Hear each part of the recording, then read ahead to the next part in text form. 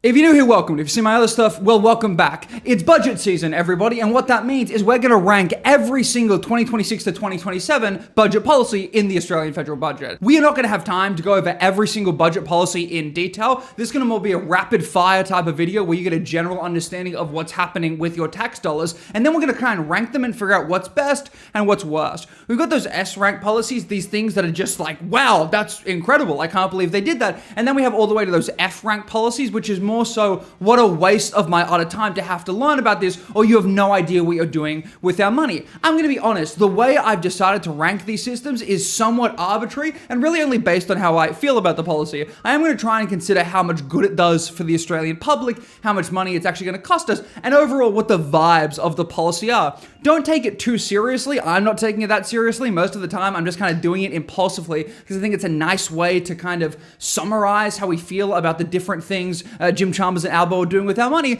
But overall, we're just going to go through every single thing, see how we feel about it. I've tried to break it up into specific categories. If you're interested in only one or two specific things, timestamps are in the description. You can kind of hop around as you need. But hey, let's give a go ranking every single policy. We're going to start firstly with housing, and of course we got to talk about the changes to the capital gains tax exemption. The way it used to work before is that if you made profit on an investment, whether that be a stock, crypto, or housing, when you made the profit, if you held that investment for more than 12 months, you only had to pay tax on 50% of the profit you made. So you put in 100,000, you make 100,000, that's 100K profit. You actually only had to pay tax on 50K, 50% of that $100,000 profit. But they're changing that now. The way it's gonna work moving forward is you're only gonna get taxed on the profit you make after you account for inflation, but it's gonna be at a minimum rate of 30%. What that practically means is, let's say you buy a place for 500,000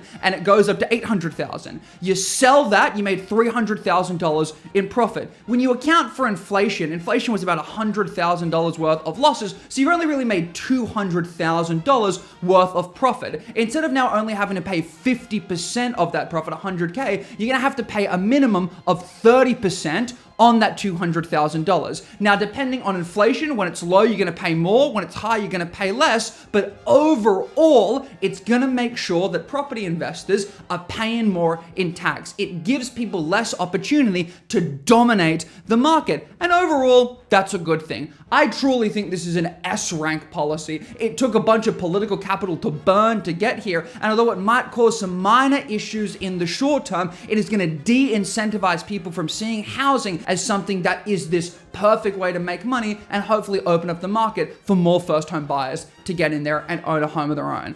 Overall, S-rank policy. It took courage, it's gonna be good for the economy, and overall, it feels pretty good. Then we've got the negative gearing reform. Basically, if you owned a home as an investment property, let's say you were spending $50,000 a year on maintaining that property after the mortgage, the maintenance, all of that stuff, but you were only making $40,000 a year, that $10,000 loss could be used as a tax offset against your other income coming in, your wages or stuff like that. It was really a way that, again, allowed investors to dominate the market because they knew even if they were running at a loss, they were still going to be able to take it off their taxes. It still made sense for them to keep the property, especially with how much property kept rising and rising and rising. And Labor has finally resolved this. They've changed it so only newly built properties can be negatively geared. Now, some people are unhappy with this, but really the point of that is to still incentivize contractors or private developers to build new property because those are the only types of properties that can be negatively geared, and there is still a need for rental options to be available. Not everyone wants to or can afford to buy a home. You still need rentals. Now, the old properties are still going to be grandfathered. What that means is you can still take on the negative gearing that people had been accustomed to for those old properties, but it's going to fix it for future generation. People can still deduct their losses, but it can only be based on other residential losses from either that property or other property. It can't be used for things like your wages or other pieces of income. Overall, I think this is an A-rank policy. I would have liked it if they limited the number of properties someone was able to negatively gear. There is this quarantine idea for if you own 3 or more properties. I need to look into that in more detail, to be honest, but I think I would have liked it more if there was just a flat limit on how many properties that could actually be negative geared by someone. I'd have to think more about how that impacts the economy. A rank overall. They extended the ban on foreigners buying old Australian properties. They can still invest in new Australian properties. Overall, I don't think this actually does much and kind of just plays into that like invading foreigner scare campaign that's going on at the moment. I don't have super strong feelings about the policy in and of itself. I'll give it like a C tier. We've got $2 billion going to local infrastructure. This is things like make sure the roads are working, having sewage available, having power available. It's really to make sure that the things we need to build more homes are already in place, so there's less red tape, there's less waiting, and people just have better access to housing. If you're going to put our money anywhere, putting it towards infrastructure that makes everyone's lives better is a great use of our funds. This is going in the A tier. We got some more youth and First Nations housing. About 4,000 young people between the ages of 16 to 24 are experiencing homelessness. Through services like community housing providers, they are able to make sure they have a roof over their head. As much as people wanted to dunk on the Housing Australia Future Fund, $100 million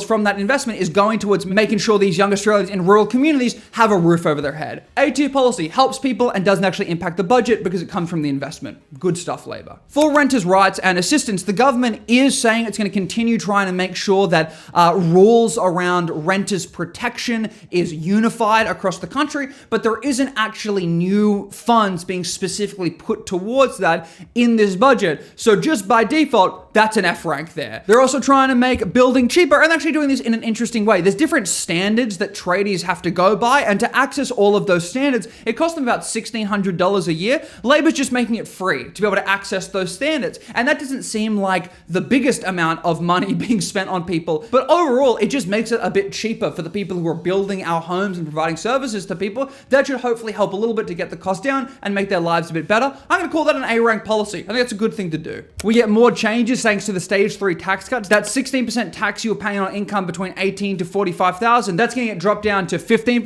That's going to save you about $268 a year. And then in 2027, they're going to drop that down to 14%. So it's going to save you around $536 per year. I like having money. I think that's good for the average Australian. I'll throw that in the A tier. Watto is also a big thing Jim Chalmers talked about. That's a $250 working Australians tax offset.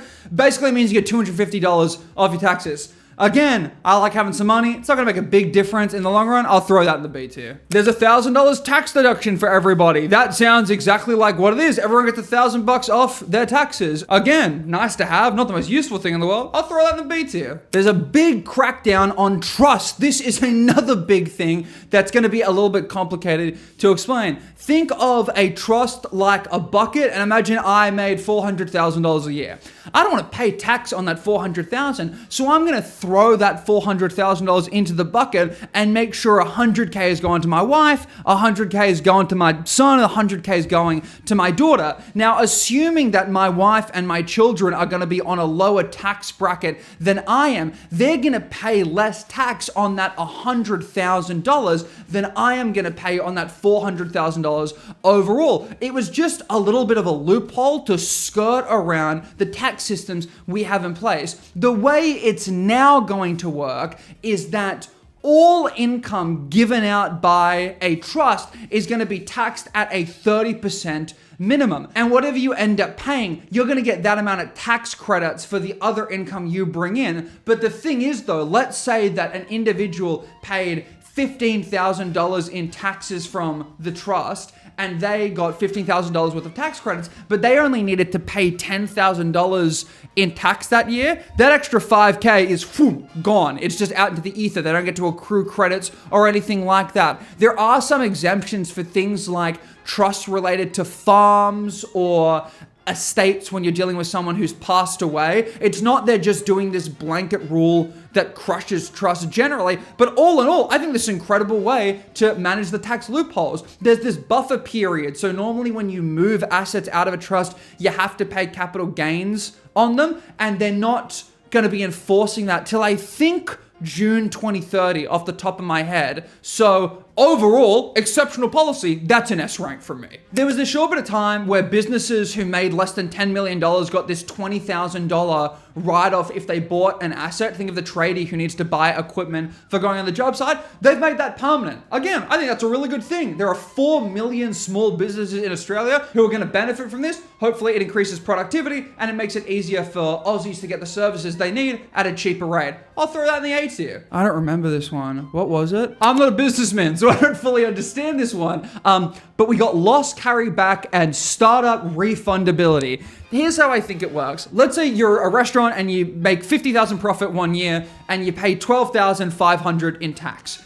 That's year one. And then the next year you make a $15,000 loss. You're able to get back the difference between the tax you paid and the loss you made. So you should get back around $3,700 in a refund, which is good. It just helps small businesses stay alive. There's also going to be this policy that allows small startups within the first 2 years of being created be able to get a refund for tax losses. And hopefully that's going to encourage more research and development within these small businesses.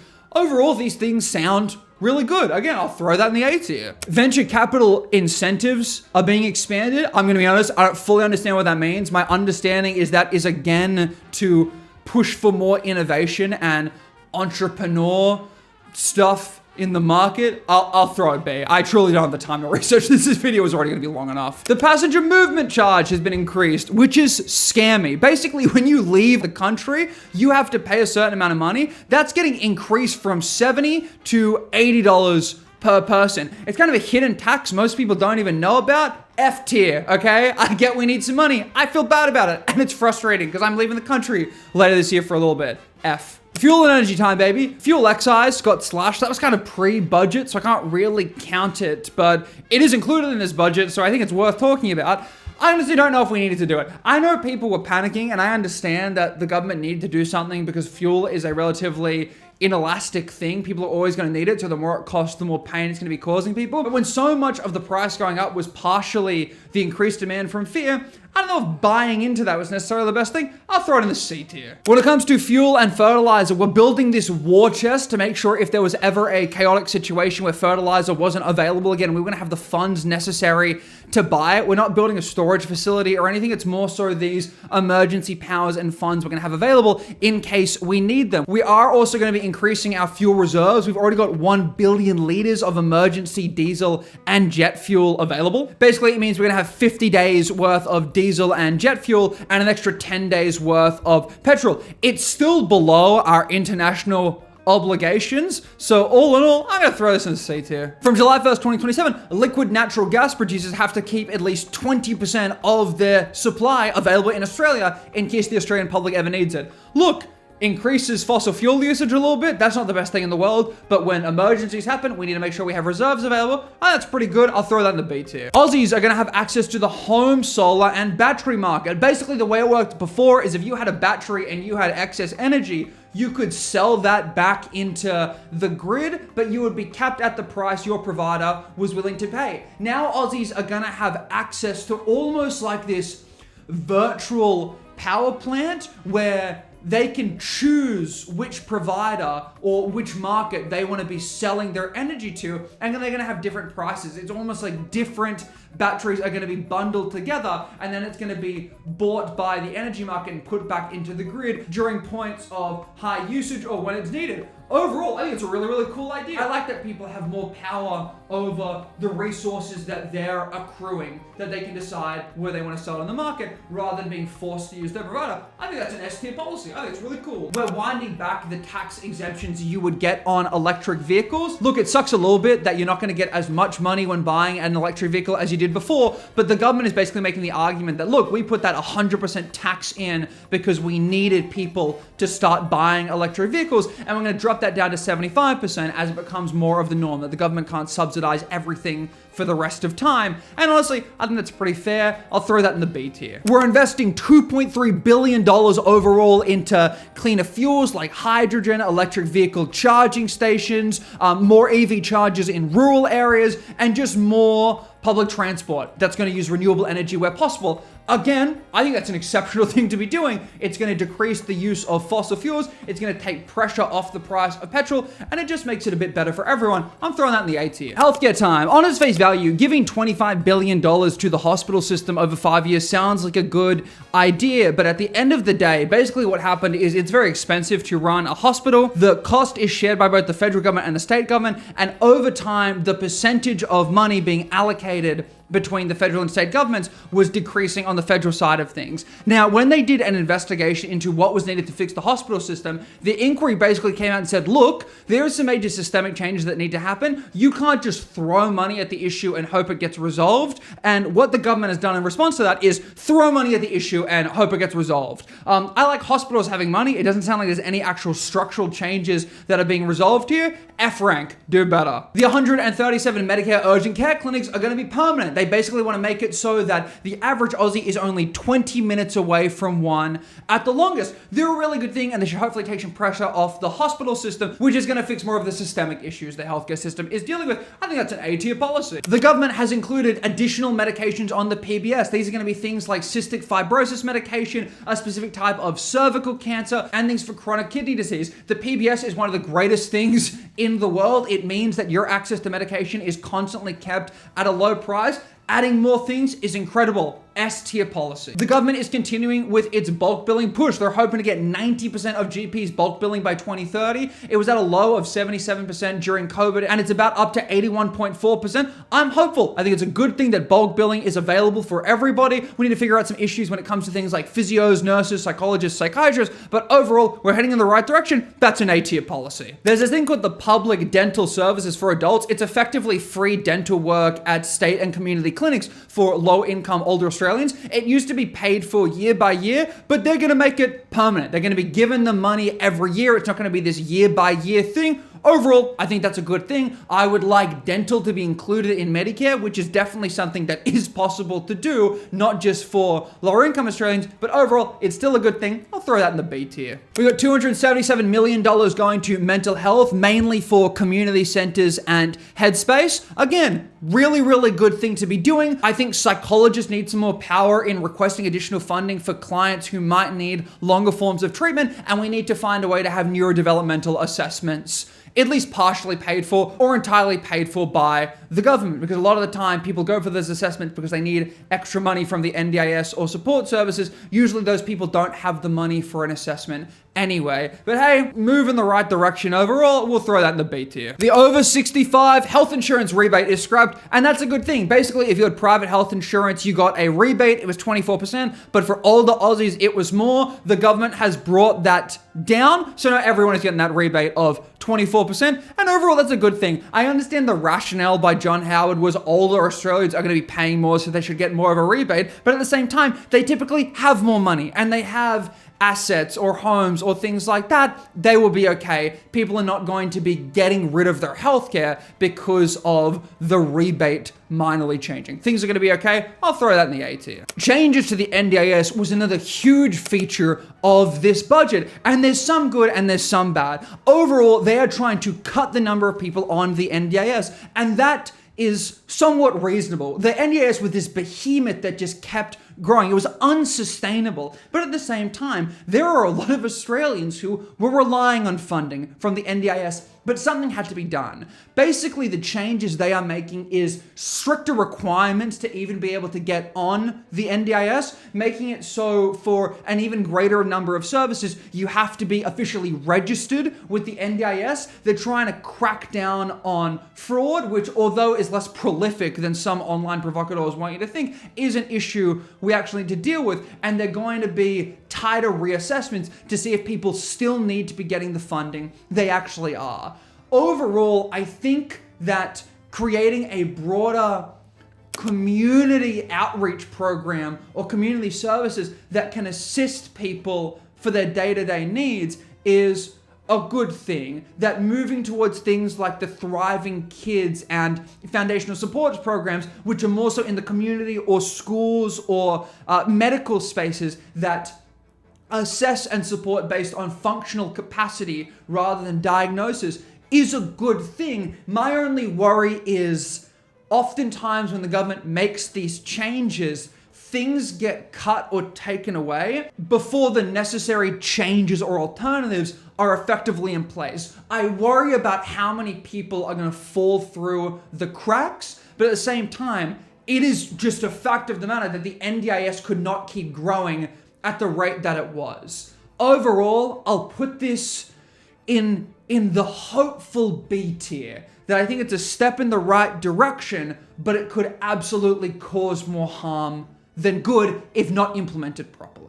Now we're talking aged care, and the government is funneling billions of dollars to make sure aged care facilities are actually being built. They're not particularly the greatest investment, so the government is putting out subsidies to make sure that private developers and private investors still want to go into this market. They're hoping to get more beds for people. They're also putting more money into the regulatory agencies to make sure that elderly Australians are getting the care and support they need at the quality that they actually deserve. There's also going to be additional payments to homes that have low-income residents living within them. Not every single person is able to go to an aged care facility. There needs to be some subsidies to make sure that people are still able to get housing. We don't want our elderly Australians being homeless. All in all, I think this is a pretty good thing. I'll throw this in the A tier. Now, there's also a lot more money going to free personal care within the homes. There are these packages that some elderly Australians who live at homes are able to access, and this provides them government-funded support to do things like get help with eating, drinking, getting dressed, taking a shower. Government made some changes in 2025 that basically stopped people being able to get funding or support for personal at-home things like getting their clothes on, having a shower, and so people just went without. The government is fixing that now, and now it's being changed to more of like a clinical title, so they're still able to access the things they need. Whilst that is good, the mistake never should have happened in the first place. That's an F tier ranking. You don't get credit for pushing me off the pier and then helping me up out of the water. Now we're talking families, women, and children. Paid parental leave for eligible families is going to go to the full 6 months. That's an incredible thing. I like the idea of parents having more time with their children. That's an A-rank policy. There's also going to be a 3-day childcare guarantee. About 87,000 additional families are going to have access to subsidized childcare for 3 days per week. All in all, this is an incredible thing. Again, I like the ability for people to be able to go back to work and not be confined within the home because they've had a child. A-rank policy. We're also putting $19 million per year into child support scheme reform, and that's really, really good because it particularly assists people who are the victims of domestic violence. The current way the system works is that people had to collect money off their spouse directly, or a potentially violent spouse would still have information regarding where their partner or child lived. We're putting a lot more money into systems that are going to be able to collect child support from the individual and give that to the partner who needs it without a direct interaction between those two parties, and putting more privacy in place for someone who is a victim or potential victim of domestic violence. I think, again, a great use of our money. I want Australians to be protected. That's an A-rank policy. We're also continuing to put hundreds of millions of dollars into support services to help people who are the victims of violence, creating culturally safe spaces for First Nations people. The E-Safety Commissioner is looking at ways to track online abuse. And whilst all of this is incredible, I don't think enough is being done to keep perpetrators behind bars. And I think there should be much, much, much stricter bail conditions for individuals who are accused of physically or verbally assaulting their partner. I want ankle monitors. I don't want to keep hearing stories of these people who got AVOs or ADVOs still being murdered by their partners because they're not worth the paper they are printed on. I like that we're giving money to services in need, but at the end of the day, the issue is violent men. This doesn't really deal with violent men, so I'll throw it in the D tier, honestly. They're also putting effort into consolidating a lot of the services that assist children and families within the community. It's a little bit scattered at the moment, and this way it just kind of consolidates the program and make it easier to get help or funding to the people who need it. I think it's a good use of money, needs to be done. We'll throw that in the B tier. Now we're talking defense, and all of the money we slash from the NDIS is going straight to defense. A lot of that money is going towards AUKUS. Those are those nuclear-powered submarines we're building with the United States and the UK. And look, I liked AUKUS at first. I thought it was a cool idea. The more AUKUS keeps going on and the more money we are just effectively giving to the United States and the UK, I'm liking it less and less. We're also getting these automated weapon systems called Ghost Sharks, which are these unmanned things that go with our submarines, or Ghost Bats, which are these unmanned kind of wingman things we have with our fighter jets. They sound cool. Again, I don't know how much I like all of our money being pumped into defense when some of our public services are getting cut like the NDIS, but they are useful. We're also having some more missile defense systems, buying some more Bushmaster vehicles, and overall just increasing our fleet and drone capacity. Do I think it's necessary? I think it's good to have ways to defend yourself. Do I think if China or any other nation actually wanted to invade us, it would really matter? Probably not, but you know what? I'm a bit more hawkish than the average person on the left, so throw it in the B tier. We're also pumping hundreds of $millions to help our veterans in need, trying to give more support to community services or mental health care services that are going to help them. Look, again, more money is good, but it doesn't really feel like it tackles the underlying issues of difficulties with homelessness or addiction or how PTSD is truly impacting their ability to function. The best course of action would also not be to ally or align ourselves with countries that are sending more soldiers into situations where they're going to get PTSD, especially when it's unnecessary. Overall, I like more funding. I'll throw it in the C tier. We got a rolling infrastructure program. We got about $8.6 billion of new projects being put forward. And look, I love infrastructure as much as the next guy. I like having access to roads. I like good public transport. It feels like, though, we have a couple of other projects we're about to talk about that aren't close to being done, and maybe narrowing what we're trying to complete would be better in the long run. I'm going to throw this in the C tier. Right idea. Execution hasn't been exactly exceptional on the infrastructure projects we've seen so far. The federal government's throwing some money to the suburban rail loop in Melbourne. This is behind schedule. The cost is overblown. And it feels a little bit like we're giving money to the Labor government with the upcoming election because they're not particularly popular at the moment. Again, I love public transport as much as the next guy. The execution hasn't been exactly perfect. I'm not sure how I feel about the federal government kind of bailing out the states screwing up their projects. I'll throw this in the C tier as well. We're pumping $2.5 billion into rail freights and corridors. Again, as the demands of transport increase, we need the ability to transport cargo and items across Australia. We are using the roads too much, and the amount we are going to be using trucks to supply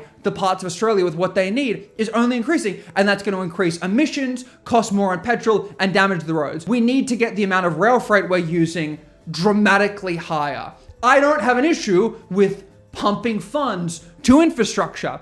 I do have an issue with the fact that it never feels like these projects are under budget and delivered on time. So again, right idea, execution worries me. I'll throw that in the B tier. We're pumping nearly $1 billion into the Bruce Highway upgrade in Queensland and the M1 for some safety improvements in New South Wales. Again, I feel like a broken record. Right idea? Roadworks seem like they take decades to complete for no reason whatsoever. Hopefully it's good. Again, I'll throw it in the C tier. We got $4.2 billion going to the local governments. This is for things like, your libraries, your parks, your recreational facilities, the stuff that MPs really love to tell their electorate about. Now, the average person in the electorate feels good to have available to them. Again, if money's going to go anywhere, I like it going towards these types of community activities and centers. I'll throw it in the A tier. Good use of the money. Makes me feel good. It's also cool that there's $500 million specifically for bike paths and walking trails. That's a cool thing. Now it's time for critical minerals and industry. China dominates the market of particular minerals and rare earth metals. And these aren't just luxury items. These are the things necessary for a lot of the technology we use nowadays. What the government is trying to do is pump billions of dollars into selectively, physically stockpile some of those metals and minerals, and the government is going to secure rights to particular minerals that are produced in Australia and then sell off those contracts to our allies, so they're able to guarantee they're getting them, we're able to make some money, and China isn't able to fully dominate the market, where if they cut particular nations off, our allies are just lost at sea, up the creek without the paddle. Overall, I think it's a really interesting idea. I'm keen to see how it plays out. I think it's going to be good for domestic security, and I think it's going to be good for strengthening our relationship with our allies. I think that's an S-tier policy, if I'm being honest. S-tier. We are also spending billions of dollars on bailing out Melter and Steelworks. And I'm going to say this very compassionately, that there are entire towns that are reliant on steelworks existing. But historically, when we bail out one of these facilities, they don't become profitable all of a sudden. Usually, it's not necessarily the leadership that is bad, it's the fact that they actually just can't keep up with the market. I think it's good to have that domestic production. I think it's good that people have jobs, but I don't like the idea of just constantly funneling funding at a loss for industries that can't stay alive. Now, there's a strong argument to be made that the government subsidizing or effectively subsidizing these places to stay open is good for the average Australian because you're waiting less time for the steel and materials you need. Maybe I could be convinced otherwise. Seems a little bit rough though. I'll throw it in the C rank for now. AI science and innovation. We're spending $70 million to try and boost AI startups in the country. Now, that is effectively nothing in the grand scheme of things, but it's a nice little start. It's a nice little incentive to try and get some people building some AI products in Australia. Not the best, not the worst. I think that's a clean B tier. The government is also pumping billions of dollars into research and development. The CSIRO, the Square Kilometre Array, which is going to allow us to look into deep space. All of things are really cool. They make Australia stand out from a scientific perspective. I think it's a really cool thing to be doing. I like my money going towards public research and development. You know, CSIRO help with Wi-Fi. They do really awesome stuff. I think that's an S-tier policy for me. Keep funding the public research, fund the university for research, sick thing to be doing. The Medical Research Future Fund, which is like the medical version of the Housing Australia Future Fund, its distributions are gonna grow to $1 billion per year, which is incredible. That helps with funding for medical research, giving Australians better access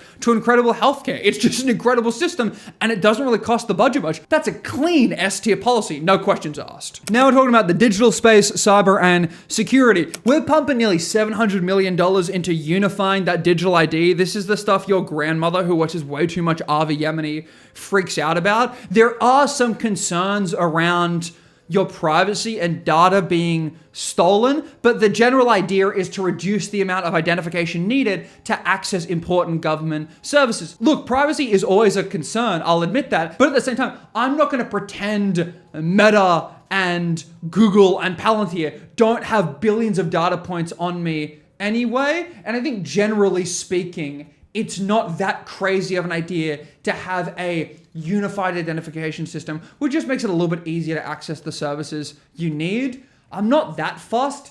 For me, it's like a C tier policy. I think that's fair. The government's also putting $62 million into consumer data rights.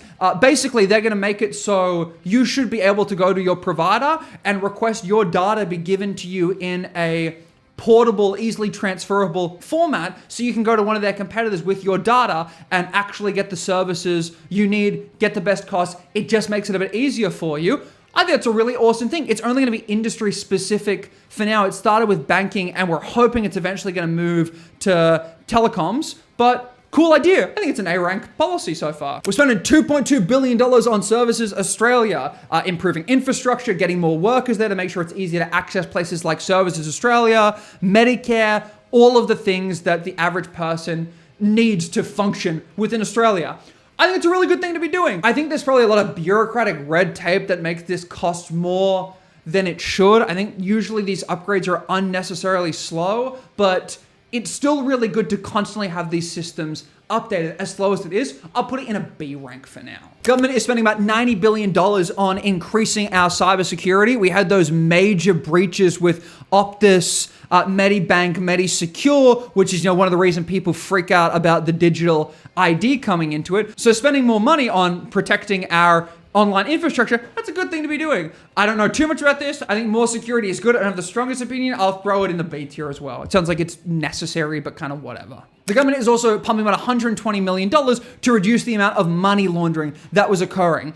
Basically, if you were a lawyer or an accountant or someone who sold precious metals like gold, you didn't have to declare where the money you were getting was coming from. So it was really easy for money laundering to be facilitated through these types of services that people would say, where is this money coming from? And they could just say, oh, I don't know. And I don't have to disclose it. We're closing those loopholes. So there's going to be a lot more scrutiny on where the money is coming from and where the money is going. Overall, I think that's an incredible thing to do. I think it is ridiculous those loopholes were still there in the first place when so many of our allies like the UK and New Zealand had already resolved these issues. So the change itself is awesome, but the fact it was even an issue in the first place, F tier. I understand them fixing it might be a good thing, but it's frustrating me that I even had to learn about it. So F. When it comes to general business productivity, the government is just attempting to slash as much red tape as possible. They're reforming some of the ways you build new homes. They're abolishing 497 nuisance tariffs. These are things that